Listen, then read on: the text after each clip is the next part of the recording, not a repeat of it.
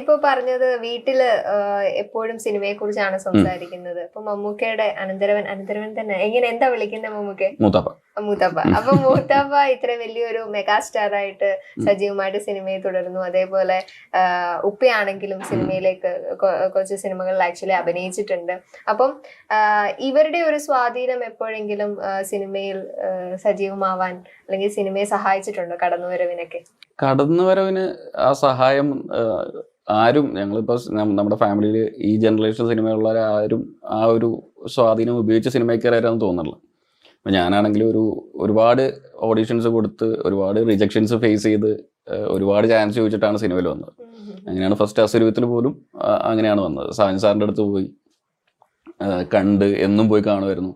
ശരിക്കും പറഞ്ഞാൽ സാജൻ സാറിനൊക്കെ അത്രയും ശല്യം ചെയ്തിട്ടുണ്ട് ഒരു പടം അനൗൺസ് ചെയ്തതിന് ശേഷം. അങ്ങനെയൊക്കെയാണ് നമുക്ക് എന്താ പറയുക, ഇവരൊക്കെ ഞങ്ങളുടെ കുടുംബത്തിലുള്ളതാണെന്ന് പറഞ്ഞിട്ട് ആരും ചാൻസ് ചോദിച്ചിട്ടുള്ളതുകൊണ്ട്. എനിക്ക് തോന്നുന്നു അസുരവിത്ത് കഴിഞ്ഞപ്പോഴാണ് എല്ലാവരും പറഞ്ഞത് ഞാൻ ഇങ്ങനത്തെ ഒരു ഫാമിലി ബാക്ക്ഗ്രൗണ്ടിൽ നിന്ന് വരുന്ന ഒരാളാണ്.